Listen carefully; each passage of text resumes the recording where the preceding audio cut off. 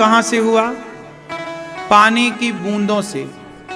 पिता के द्वारा माता के गर्भ में पानी की कुछ बूंदें स्थापित होती हैं और माँ गर्भवती होती है। उसके गर्भ में पानी की बूंदें 9 महीने तक रहती हैं, पर 9 महीने में वह एक स्त्री का या एक पुरुष का स्वरूप लेकर के 9 महीने बाद बाहर आता है। पेट में ही, माँ के पेट में ही ईश्वर ने आंखें लगा दी, पेट में ही भगवान ने कान सेट कर दिए, माँ के पेट में ही हाथ पांव बना दिए, माँ के पेट में ही बुद्धि का विकास किया। किसने तैयार किया? क्या आदमी, कुछ लोग कहते हम भगवान को नहीं मानते। अरे भगवान को नहीं मानते तो पागल आदमी ये बताओ कि माँ के पेट में बच्चा कैसे तैयार हो गया? बिना तैयार हुए तुम्हारे घर में तुम्हारे कपड़े तैयार करने वाले, प्रेस करने वाला, तुम्हारा घर में झाड़ू लगाने वाला, पोंछा लगाने वाला, बिना किए तो तुम्हारे घर में साफ सफाई नहीं हो सकती, बिना किए तो तुम्हारे घर में रोटी नहीं बन सकती। तो बिना किए जब तुम्हारे घर का कोई काम नहीं हो सकता तो बिना किए भला माँ के पेट में बच्चा कैसे बन गया? मतलब कोई तो था बनाने वाला, वो आप ना देख पाए वो अलग विषय है, आप उसे नहीं जान पाए अलग विषय है, लेकिन कोई तो है जो माँ के पेट में बैठ के रचना कर रहा है, सृजन कर रहा है। क्यों भैया, बात सही है? बिना बनाए बच्चा बन गया मेरी माँ। ना तो माँ बनाने गई, माँ थोड़ी कुछ बनाती है, पिता थोड़ी कुछ बनाता है, हम सबको बनाने वाला माँ के पेट में कोई तो था, उसी का नाम ईश्वर है, उसी का नाम भगवान है। इसलिए उस परमात्मा को, उस भगवान को नकारा ना जाए, ये ना कहा जाए जी हम तो भगवान को मानते नहीं, नहीं दिखता वो अलग विषय है। बहुत सारी चीजें हैं जो नहीं दिखती पर होती हैं। ऐसी कौन सी चीज है जो नहीं दिखती पर होती है? आप बताओ। सब नहीं बताएंगे, जिससे पूछेंगे वो बताएंगे, नकल नहीं, चीटिंग नहीं। ऐसी कौन सी चीज है जो है पर दिखती नहीं है? भगवान तो उसी संदर्भ में तो बात हो रही है, कुछ और एग्जाम्पल। कौन सी चीज है जो है पर दिखती नहीं? बता। हैं? क्यों बेटा, क्या है जो है पर दिखती नहीं? क्या है मैया, बताओ मैया, वो क्या है जो है पर दिखती नहीं? बहुत सारी चीजें हैं। जैसे आप में से किस किस के पास बुद्धि है? जिसके पास बुद्धि है वो अपने हाथ उठा के दर्शन दें।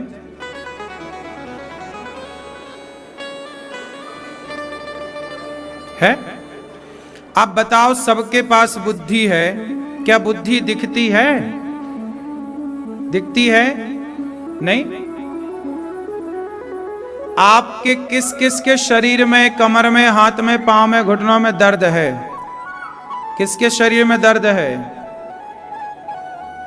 क्या दिखाई पड़ रहा है? जैसे दर्द है पर दिखता नहीं है, बुद्धि है पर दिखती नहीं है, गुलाब में खुशबू है पर दिखाई नहीं पड़ती, उसी प्रकार भगवान नाम की एक शक्ति सृष्टि में है जो कि नजर नहीं आती। नजर ना आने से लोग ये मान लेते हैं कि है ही नहीं। गुलाब में खुशबू नजर नहीं आती, इसका मतलब ये नहीं है कि इसमें खुशबू नहीं है पर दिखाई उसी तरह ईश्वर हैं, पर खुशबू को देखा तो नहीं जा सकता पर महसूस किया जा सकता है। उसी तरह जो भक्ति के पथ पर चलता है वो ईश्वर को महसूस कर सकता है। जो भक्ति करता ही नहीं बेटा, वो भगवान को कैसे महसूस करेगा? बात सही है? अच्छा ये बताओ,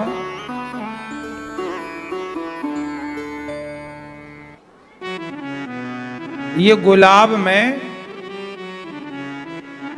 ये क्या है? जोर से बोलो, क्या है ये? गुलाब। इसमें कुछ चीजें ऐसी हैं जो आप नहीं देख सकते, पर हैं खुशबू के अतिरिक्त। अब बताओ, खुशबू के अतिरिक्त, जिससे हम पूछेंगे वही बताएंगे। खुशबू के अतिरिक्त इसमें ऐसा क्या है जो आप नहीं देख सकते? आप बताओ क्या है? आप बताओ छोरा, बेटा बताओ, इसमें ऐसा क्या है जो आप नहीं देख सकते? क्या है? आप बताओ।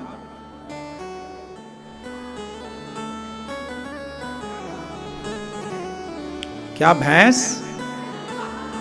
भैंस कहां है इसमें मैया? हाँ?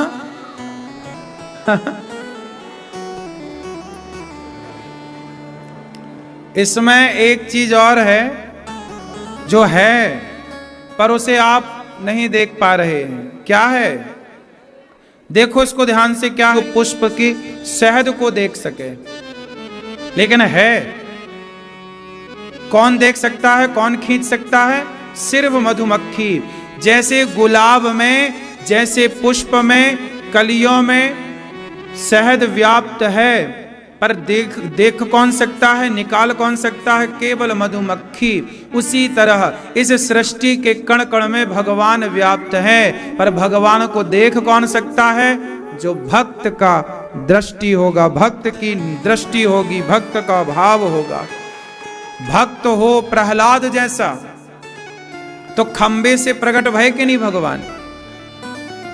हाँ, यदि प्रहलाद जैसी भक्ति हो मां, तो भगवान खंबे से प्रकट हो जाते हैं। यदि भक्ति शबरी जैसी हो, तो राम घर चले आते हैं।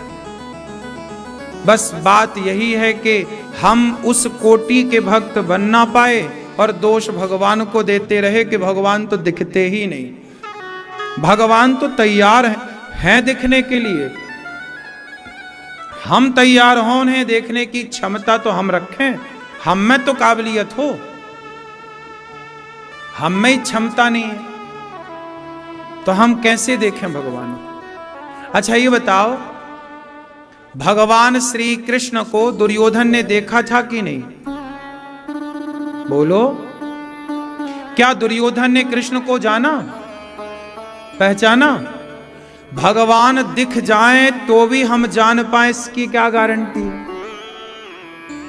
भगवान को वही जान सकता है। भगवान को विभीषण जान गए। रावण तो इतना बड़ा पंडित था। रावण ज्यादा ज्ञानी था कि विभीषण ज्यादा ज्ञानी था? रावण। लेकिन राम को रावण नहीं जान पाया, राम को विभीषण जान गए। ज्ञानी था पर जान ना पाया। तो भगवान ज्ञान से थोड़ी जाने जा सकते हैं। आप सोचो कि हम ज्ञान के बल पर जाने, तो ज्ञान के बल पर ईश्वर को ना जानोगे। कैसे जानोगे? विभीषण किसके बल पर जाने? प्रेम के बल पर। शबरी किसके बल पर जानी? प्रेम के बल पर।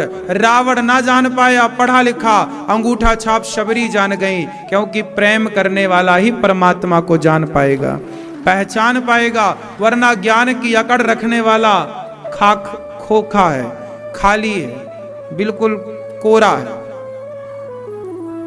इसलिए सोई जाने जेहि देहु जनाई, जानत तुम्हि होई जाई। भगवान को मैया वही जान सकता है जैसे वो जनाए। इसलिए कहो कि प्रभु कृपा करो कि हम आपको जान पाए। भगवान तो संसार को विधिवत बनाते हैं। क्या क्या बनाया भगवान ने संसार में? भगवान ने नदियां बनाई, समुद्र बनाए, इतनी सुंदर सृष्टि बनाई, नाना प्रकार के पुष्प बनाए, गंध बनाई। चंपा की, चमेली की गंध देखिए, मोगरा की और गुलाब की और गेंदा की गंध देखिए। सबकी अलग अलग है, सबकी खुशबू अलग अलग है। किस लिए बनाई खुशबू? ताकि आप इस खुशबू का अनुभव कर सकें, ताकि आप इस संसार की सुंदरता को निहार सकें, देख सकें, इसका आनंद ले सकें। लेकिन आप इस संसार में आए तो प्रकृति का आनंद तो लिया नहीं, आपस में लड़ने लग गए।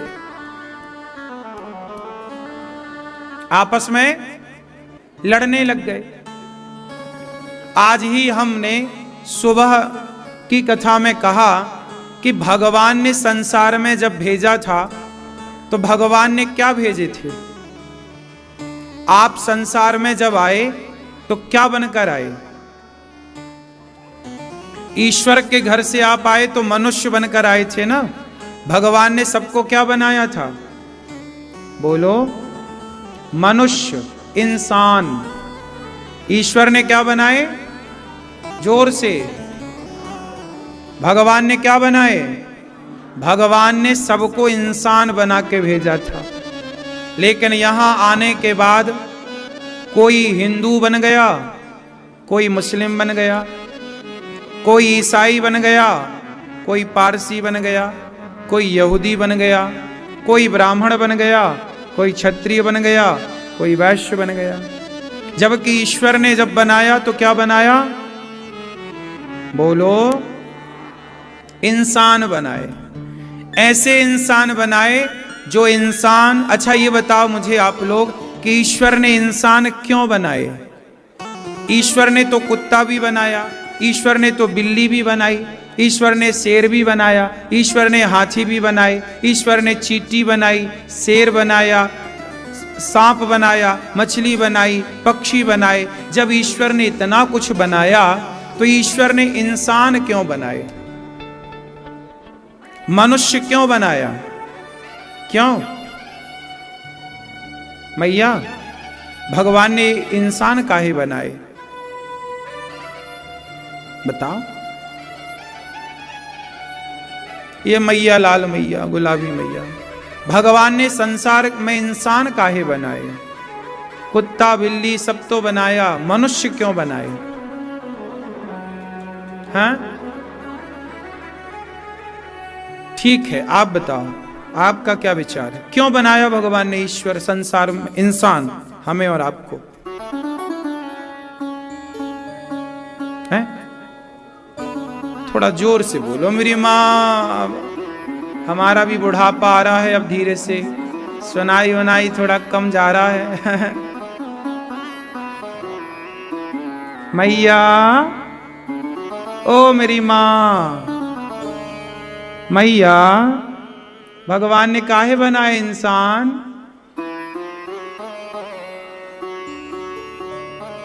क्यों? क्यों बनाए भगवान ने इंसान? आपस में लड़ने के लिए? आपस में एक दूसरे का खून बहाने के लिए? फिर भगवान ने संसार में इतना कुछ बनाया। भगवान जब कुत्ता बनाए ना तो दीन दुखियों में, भूखे प्यासे में ईश्वर का दर्शन करो। सब में ईश्वर है, नहीं है?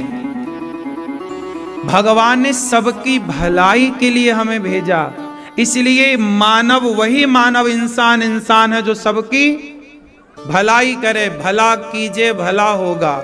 लेकिन आज इंसान कहां सबका भला कर रहा? अरे सबका तो छोड़ दो, आजकल बेटा अपने माँ बाप का भला नहीं कर रहा है।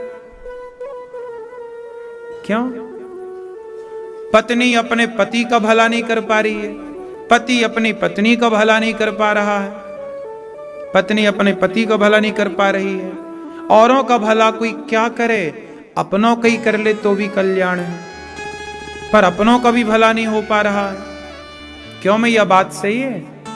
हम आप जरा विचार करो, भगवान को पाना ना पाना ये देखो अलग मुद्दा है, लेकिन मेरा मानना है कि संसार में हम इसलिए आए हैं कि हम एक दूसरे की मदद करें। ये बात सही है कि गलत है? क्यों? हम सबकी हेल्प करें। इसलिए गौरी गोपाल आश्रम में ये दास अनिरुद्ध, जब से मैंने होश संभाला, जब से मुझे ईश्वर ने समझ दी संसार में रहने की, जीने की, तब से मैंने सोचा कि जीवन क्यों मिला। मैं बहुत सोचता हूं इस विषय पर कि मैं आया क्यों। देखो गौरी गोपाल में इतने सारे काम जो हो रहे हैं, क्यों हो रहे हैं? क्योंकि इसका कारण है कि मैंने चिंतन किया कि मेरे जन्म का उद्देश्य क्या है। आप लोग आज तक क्लियर नहीं कर पाए कि आपके जन्म का उद्देश्य क्या है। आप आए खाए पिए सबकी तरह खाए, सब बच्चे पैदा कर रहे हैं, आप भी बच्चे पैदा करने में लग गए, सब सो रहे हैं, आप भी सोने में लग गए, सब खा रहे हैं, आप भी खा रहे हैं। खाना, सोना, बच्चे पैदा करना, ये तो कुत्ता बिल्ली भी जान रहे हैं। कुत्ता भी खा रहा है, बिल्ली भी खा रही है, वो भी बच्चे पैदा कर रहे हैं, वो भी सो रहे हैं, तुम भी सो रहे हो। अंतर क्या है? अंतर सिर्फ इतना है, मैंने सोचा कि मेरे मानव बनने का, मनुष्य बनने का उद्देश्य क्या है, तो मैंने सोचा भलाई करना उद्देश्य। इसलिए गौरी गोपाल आश्रम में 290 माताएं वो माताएं रहती हैं जिनके अपने बेटे सेवा नहीं करते, अपने बेटे भला नहीं कर रहे हैं, माओ के साथ निकाल दे रहे हैं। कल आपने सुना ना, एक माँ ने बताया कि उनके बेटे ने माँ को लात मार के निकाल दिया। बेटे ने अपनी माँ को लात मारा, माँ जाके दीवार में लगी, लात मार के निकाल दिया। फोन तक नहीं आता माँ के पास बेटे का। जब मैंने समाज की ये पीड़ा देखी कि माताओं के जीवन में इतना कष्ट है, जिस माँ ने बच्चे को पाल पोस कर बड़ा किया, तैयार कर दिया, पढ़ा लिखा कर, आखिरी में उसी बेटे ने लात मार के निकाल दिया। तब हमें लगा कि हमारा जीवन सेवा के लिए मिला है, तो चलो अपने आप को सेवा में समर्पित करते हैं। तो हमने तो जान लिया कि हमारा उद्देश्य क्या है, तो हम तो लग गए अपने कार्य की पूर्ति में कि हमारा काम सेवा का है, तो हम सेवा कर रहे हैं सवेरे से शाम तक। आज 290 माताएं हैं, उनका रहने की, खाने की व्यवस्था, कोई पैसा नहीं माताओं से ये दास अनिरुद्ध लेता, इन माओं की सेवा करता है। हमारा सिस्टम सिर्फ उद्देश्य जानना है कि हम क्यों आए हैं। अब आप लोग बताओ कि आप क्यों आए हैं, आप लोग क्यों आए हैं संसार में, मुझे उद्देश्य बताइए। मैया आप काय के लिए आई हो? सास से लड़ने के लिए? जाऊंगी सास को खाओ खाओ खाओ खाओ खाओ खाओ खाओ सुनाऊंगी। मैया लड़ती हो सास से? हैं? नहीं लड़ती हो? सास से लड़ने के लिए नहीं आए हम, जेठानी से लड़ाई करने नहीं आए। हम क्यों आए संसार में? सबको प्रसन्नता देने, कि हमारे द्वारा आपको थोड़ी सी खुशी मिल जाए, हमारे द्वारा आपको थोड़ी सी प्रसन्नता मिल जाए। कितना अच्छा होगा जब आप किसी की प्रसन्नता का कारण बनेंगे। सुने, किसी को सुख देने की, भगवान से प्रार्थना करें कि प्रभु हमारी वजह से कभी किसी का नुकसान ना हो, किसी का बुरा ना हो, हम किसी के आंसू का कारण ना बने। देखो ना, दुर्योधन की वजह से, ध्यान देना, दुर्योधन की वजह से द्रौपदी की आंखों में आंसू आए, आए कि नहीं? रावण की वजह से सीता मां की आंखों में आंसू आए, आए कि नहीं? जब रावण आंसू की वजह बना तो सर्वनाश हो गया कि नहीं? बोलो। जब दुर्योधन द्रौपदी के आंसू की वजह बना, द्रौपदी, अब देखो भरी सभा में आप किसी महिला के कपड़े उतारो तो वो हंसेगी तो नहीं, रोएगी। द्रौपदी के कपड़े उतारे गए भरी सभा में, अपमानित किया एक नारी को, भरी सभा में आंसू बहाए गए द्रौपदी के। क्या हुआ? सर्वनाश हुआ। इसलिए आपकी वजह से किसी की आंखों में आंसू ना आए। कोशिश करिएगा कि आपका 10-5 रुपए का नुकसान हो रहा है तो हो जाने दीजिए, पर सामने वाले का आपके कारण 2 पैसे का भी नुकसान नहीं होना चाहिए। यही विचारधारा सबसे श्रेष्ठ विचारधारा है। हमारा नुकसान हो रहा है ठीक है, पर हमारी वजह से आपका नुकसान नहीं होना चाहिए। यही उत्तम विचारधारा। इसी विचारधारा का नाम है सनातन विचारधारा। इसलिए मनसा वाचा कर्मणा, एक बार मेरे संग भगवान से एक छोटी सी प्रार्थना कर लो इसके लिए। बोलो, हे प्रभु, मेरे मन से किसी का मैं बुरा ना सोचूं। मनसा वाचा, हे प्रभु मैं अपनी वाणी से किसी को बुरा ना बोलूं। कर्मणा, हे प्रभु मेरे शरीर से ऐसा कोई भी कर्म ना हो जिस कर्म से सामने वाले का दिल दुखी हो जाए। ये 3 बातें याद रखिए, मनसा वाचा कर्मणा। मन से, वाणी से, कर्म से। हम मन से किसी के बारे में बुरा ना सोचें। देखो हमारी विचारधारा है कि हम मन से किसी के बारे में बुरा नहीं सोचते। मनसा वाचा, कई लोग ना मन से बुरा सोचते हैं कि उसका बुरा हो जाए, उसका नाश हो जाए। ये नहीं सोचना चाहिए। जब आप किसी के बारे में बुरा सोचते हैं तो बुरा सोचने से आपका ही बुरा होता है, उसका होगा ना होगा वो ईश्वर जाने। हम क्यों सोचें? और तो मनसा वाचा, हम अपनी वाणी से कुछ ना बोलें ऐसा कि गलत हो। देखो ना, द्रौपदी ने कह दिया, द्रौपदी ने कह दिया दुर्योधन से कि अंधों के अंधे होते हैं। द्रौपदी ने क्या कह दिया दुर्योधन से? क्योंकि दुर्योधन गिर गया ना। दुर्योधन जा रहा था युधिष्ठिर के महलों में, तो वहां पर ऐसा लग रहा था कि यहां थल है, लेकिन वहां भरा था जल, पानी भरा। तो दुर्योधन जाके उस पानी में गिर गया। तो द्रौपदी खूब हंसी, वाह देखो गिर गया। अंधों के तो अंधे ही होते हैं, तेरा बाप अंधा, तू भी अंधा, अंधे का बेटा अंधा। ये द्रौपदी ने बोल दिया। द्रौपदी तो बोल के भूल गई, पर दुर्योधन सुनकर के नहीं भूला। और उसी का बदला लेने के लिए उसने द्रौपदी के बाल पकड़ के भरी सभा में लाकर निर्वस्त्र करना चाहा। कई बार आप बोल देती हो मेरी मां गुस्से में, सास को, बहू को, ससुर को,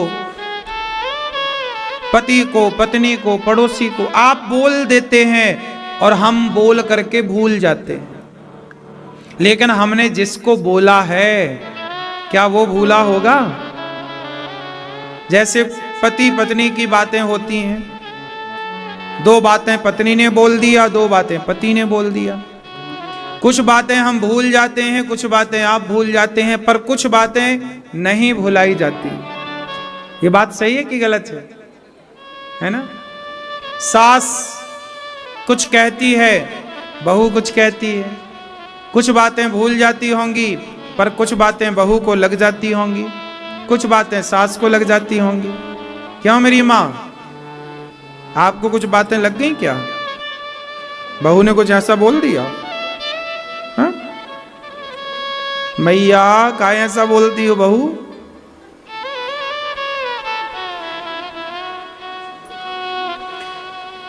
कई बार इसलिए कहते हैं बिना विचारे जो करें सो पाछे पछताएं, और काम बिगाड़ें आपनो जग में होत हंसाएं। इसलिए कहते हैं समझदार लोग जो होते हैं वो कोई भी काम करते हैं तो विचार करके करते हैं, बिना विचारे नहीं करते। बोलने के पहले विचार करो कि हम जो बोल रहे हैं उस बोलने का प्रभाव क्या पड़ेगा सामने वाले पर। शब्दों को संभाल कर बोला करो। अभी कुछ दिन पहले हमारे पास देवरानी जेठानी आई, दोनों की कट्टी थी, एक दूसरे से बात नहीं करती थी। फिर हमने दोनों की सुलह कराई। तो जेठानी बोली कि हमारी देवरानी कुछ भी बोल देती है। तो देवरानी ने कहा हमारी जेठानी भी कुछ बोलती है, इसी चक्कर में हम बात नहीं करते। हमने कहा, हमने उनको एक उपाय दिया, कहो तो आप लोगों को भी एक उपाय दे दें। सुनो, आप अपनी जेठानी को जो भी कहना चाहो, क्योंकि कई बार जेठानी ना बुरा मान जाती है,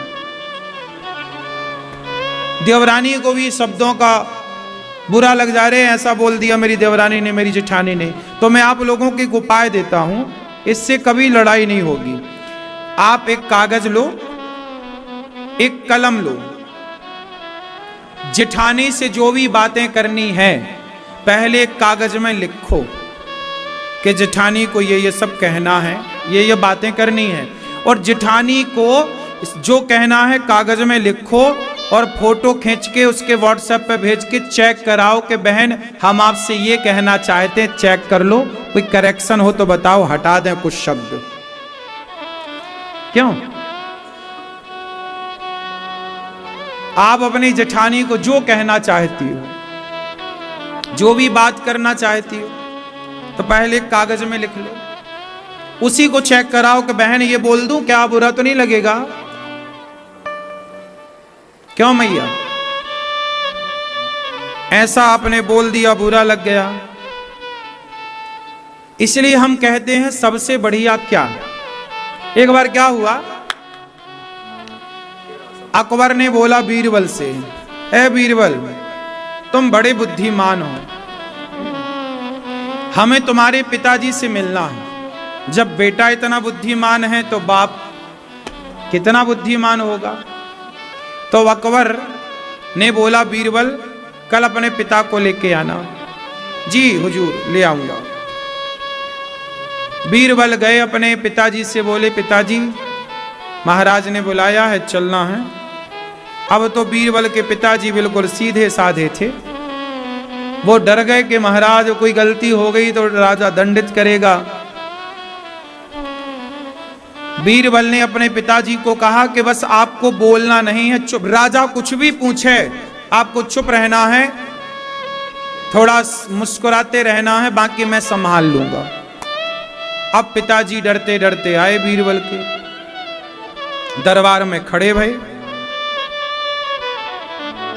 बादशाह ने पूछा बीरबल के पिताजी से, कैसे हैं आप, सब खैरियत है, सब कुशल है, सब आनंद है? पर बीरबल के पिताजी कुछ जवाब ना दें, कोई उत्तर नहीं। फिर पूछा कि आज आपने कुछ खाया पिया, जलपान किया, आपकी हम क्या सेवा करें, क्या व्यवस्था करें? फिर भी कुछ नहीं। राजा ने और पूछा कि आपको आने में कोई तकलीफ तो नहीं हुई, आप कैसे हैं, क्या हैं? पर बीरबल के पिताजी कुछ बोले ही नहीं। तो राजा बड़ा गुस्सा हुआ और बोला, ए बीरबल, यदि किसी मूर्ख आदमी से पाला पड़ जाए, किसी मूर्ख आदमी से पाला पड़ जाए तो क्या करना चाहिए? तो बीरबल ने कहा महाराज वही करना चाहिए जो हमारे पिताजी कर रहे हैं। किसी मूर्ख आदमी से पाला पड़ जाए तो क्या करना चाहिए? बोलो मैया, क्या बोलती तू?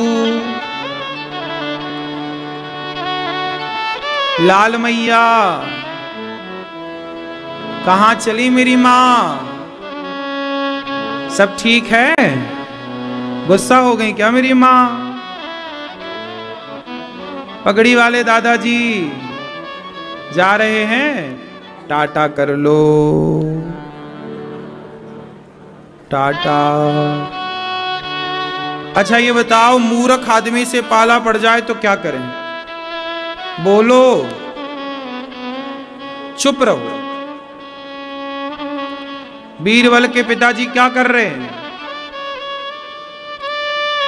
सबसे समझदार वही है जो चुप रहे।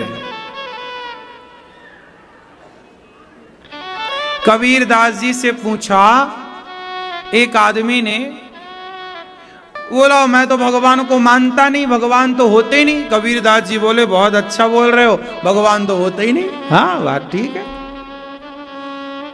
वो बोला कि नहीं जी ये भगवान तो होते ही नहीं। कबीर जी बोले बिल्कुल ठीक कह रहे हो, भगवान नहीं होता। फिर वो आदमी चला गया। दूसरा बोला कबीर जी भगवान तो कण कण में होते। हाँ हाँ भैया भगवान तो कण कण में होते हैं। अब जो वहां खड़ा था बोला कबीर जी क्या कह रहे हो? वो आया बोला कि नहीं है, आपने भी कह दिया नहीं है। वो आया बोला है तो आपने भी बोला है। कबीर दास जी बोले, ये बताओ कोई समझदार होए तो समझाऊं, मूर्ख से कहां माथा मारूं। इसलिए मूर्ख को समझाओ क्या, समझाएं उसे जो समझे, नहीं समझे भैया तो तू जैसा कह रहा वैसे ही ठीक है, चुप रहना समझदारी है। उस समय आपकी समझदारी क्या है? कबीर जी बोले, ज्ञानी होए तो मैं ज्ञानी का गुरु बन जाऊं, लेकिन मूर्ख है तो मैं मूर्ख का चेला बन जाता हूं। ज्ञानी के कबीर जी गुरु हैं और मूर्ख के चेला। मूर्ख से कहां माथा पच्ची करे भैया, फिर तू जो कह रहा है वो ही सही है, कहां तेरे से माथा पच्ची करे। कुछ लोग नहीं लड़ाई करने लग जाते, नहीं ऐसा नहीं आता, चल भैया मूर्ख से क्या लड़े बताओ। क्यों मेरी मां? इसलिए कहता हूं भगवान को आज तक किसी ने पूर्ण रूप से जाना नहीं, सबने अपने अपने तरीके से, जितना जिसने जाना उतना उसने कहा। ईश्वर हमारी जान पड़ताल समझ से कई गुना अधिक है, लेकिन सबने अपने अपने भाव से जानने का प्रयास किया। इसकी एक छोटी सी कथा है, कहो तो सुना दूं। एक अंधों का विद्यालय था। किसका विद्यालय था? बहुत सारे अंधे बच्चे थे, किसी की आंख नहीं थी। जब अंधों का विद्यालय, वहां पर गुरुजी चलाएं तो गुरुजी जो पढ़ाएं सारे अंधे बच्चे पढ़ रहे हैं, प्रेम से पढ़ रहे हैं, खूब बढ़िया पढ़ रहे हैं। एक दिन गांव में ना हाथी आया। कौन आया? एक दिन गांव में हाथी आया और उस हाथी ने सारे गांव वालों का ध्यान अपनी ओर आकर्षित किया। सारे लोग उस हाथी को देखने के लिए चले। सबने अपने अपने तरीके से हाथी को देखा, सबने अपने अपने तरीके से हाथी को प्रणाम किया। किसी ने हाथी कहा, किसी ने गणेश जी कहा और प्रेम पूर्वक हाथी का दर्शन किया। जब हाथी गुरुकुल के पास से चला तो गुरुकुल के बच्चों ने गुरुजी से कहा, गुरुजी ये बताओ ये क्या है? हाँ क्या है ये? तब गुरुजी ने कहा कि बेटा आज गांव में हाथी आया है। बच्चों ने कहा गुरुजी हमें भी दिखाओ हाथी। गुरुजी ने कहा काश तुम्हारी आंखें होती तो तुम हाथी को देखते, पर तुम्हारी तो आंखें नहीं है। तो उन बच्चों ने कहा गुरुजी हम छू करके देख लेंगे। कैसे देख लेंगे? छू करके, टच करके, स्पर्श करके। महावत से बोला कि भाई साहब जरा हाथी ले आओ। स्कूल के मैदान में हाथी आया।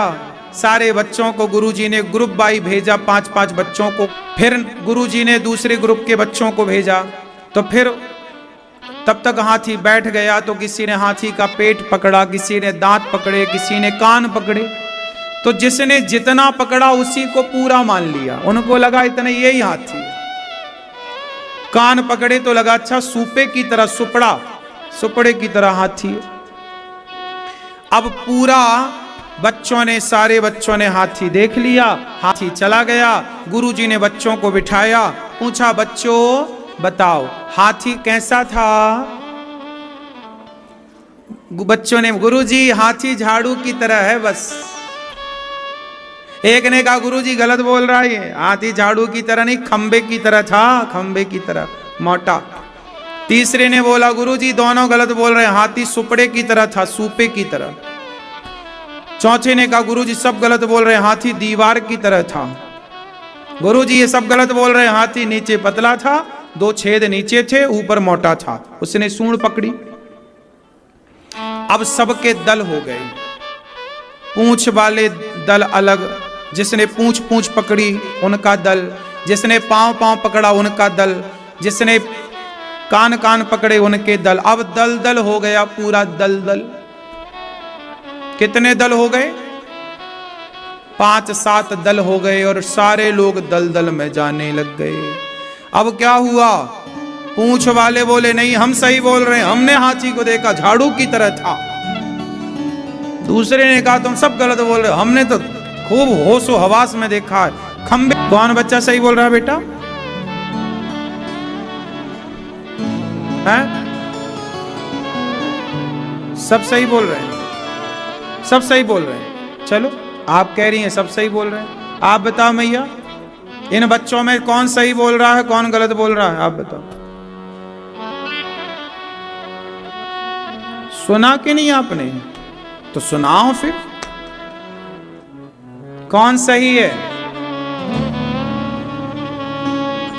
आप ही सही हो, कुछ नहीं बोल रही हो। क्यों मैया?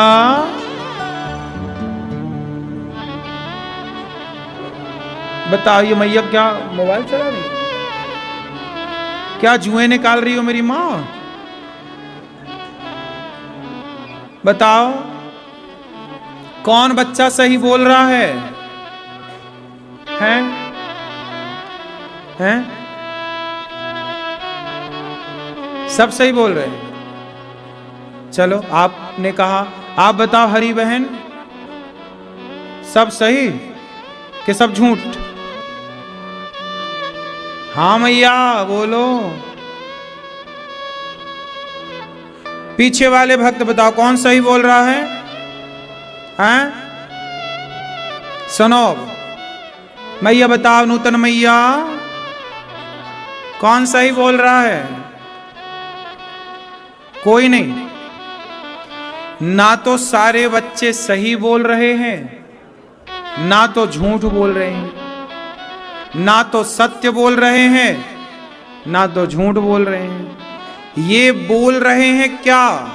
जिसने जितना देखा उतना बोल रहे हैं, जबकि इनके देखने से कई गुना ज्यादा वो हाथी था।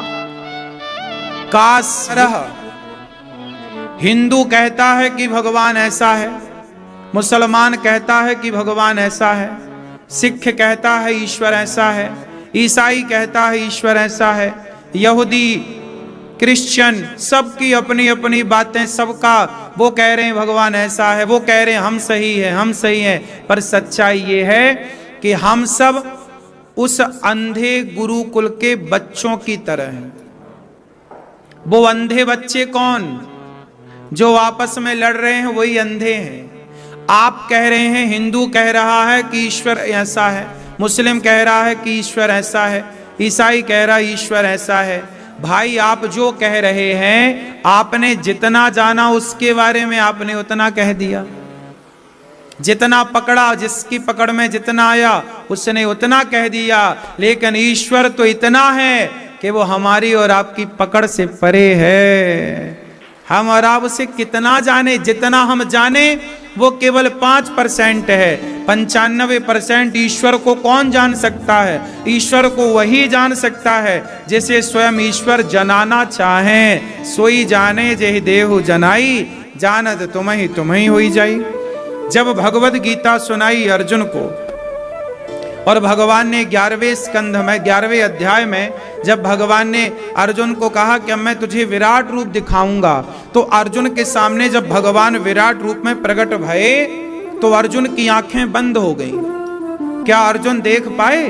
भगवान दिखाने को तैयार हैं अपना विराट स्वरूप, देख। क्या अर्जुन देख पाए? अर्जुन की आंखें बंद हो गईं। अब खड़े तो हैं विराट, तुम देख लो। एक सूर्य की तरफ आप आंखें करके देखते हैं तो आपकी आंखों में कालापन आ जाता है, अंधकार छा जाता है, आप सूर्य को आंख उठाकर नहीं देख पाते। तो जब एक सूर्य को आंख उठाकर नहीं देख पाते तो जिस परमात्मा में करोड़ों सूर्य का प्रकाश है उसे इन दोनों आंखों से क्या देखोगे? खड़ा भी हो जाए तो तुम्हारी सामर्थ्य कहां है देखने की? हाँ, पर अर्जुन को भगवान ने अपनी दिव्य दृष्टि प्रदान की। क्या प्रदान की? अर्जुन को क्या दी? उन आंखों को दिया जिन आंखों से ईश्वर को देखा जा सकता है। सच्चाई तो ये है कि अभी हमारे पास वो आंखें हैं ही नहीं जिन आंखों से ईश्वर को देखा जाए। अभी आप लोग मंदिर जाते हैं तो क्या नजर आता है? आप मंदिर में जाते हैं तो कोई पत्थर देखता है, कोई मूर्ति देखता है, कोई मंदिर की नक्काशी, मंदिर की बनावट देखता है, तो कोई वहां हो रहे वीआईपी लाइन को देखता है। कुछ लोग मंदिर जाते हैं, वहां भगवान देखते नहीं, बोलते वहां तो वीआईपी लाइन देखी हमने। कुछ लोग कहते हैं वहां तो मूर्ति देखी हमने।